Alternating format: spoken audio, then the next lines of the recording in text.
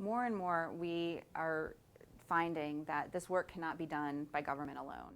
The elements and roles that philanthropy in particular can play is to help seed some of the more breakthrough innovations that the government and or the community want to test and pilot.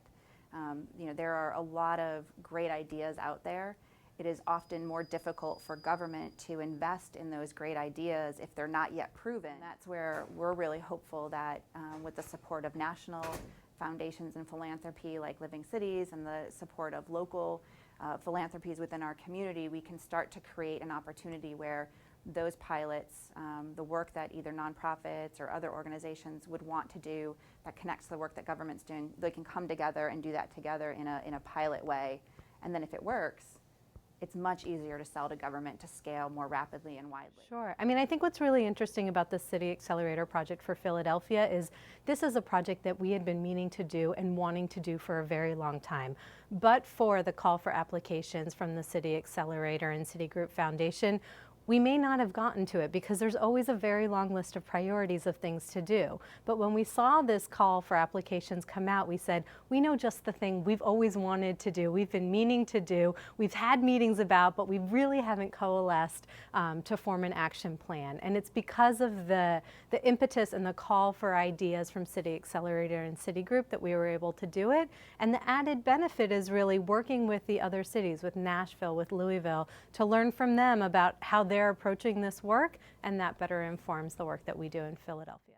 So Living City and Citi Accelerator are helpful for the very reasons that I've talked about being helpful within the sphere itself, is to have people who are thought partners, who are talking through what's difficult, who have their own set of experiences of dealing with bureaucratic inertia or obstacles or people who don't want to change, inspiring each other, supporting each other. It's an incredible network of people that have done that, and I think that's the key space that that has happened.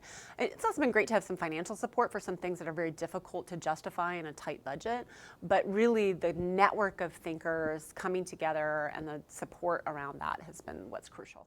The actual TA that we're getting from the Engagement Lab and from Citi Foundation is incredible. The way that the thinking that is brought to the table, which is different from the way that, I mean, I'm a social worker, I think like a social worker.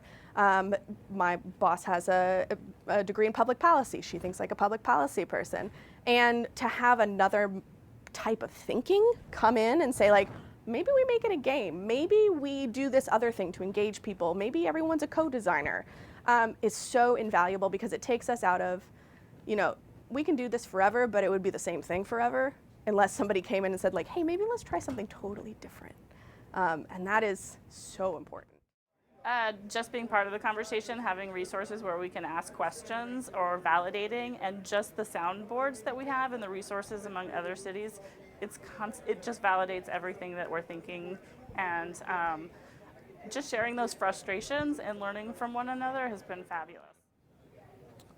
How to really have a successful co-design of solutions. This is something relatively new, so using their expertise and having that technical assistance available is going to be very important to us. We on the back end are collaborating and then going to the residents. We're not going to the residents concerning a particular issue or development project, but sincerely wanting to know how the residents feel and what their desires are. And we're being completely transparent.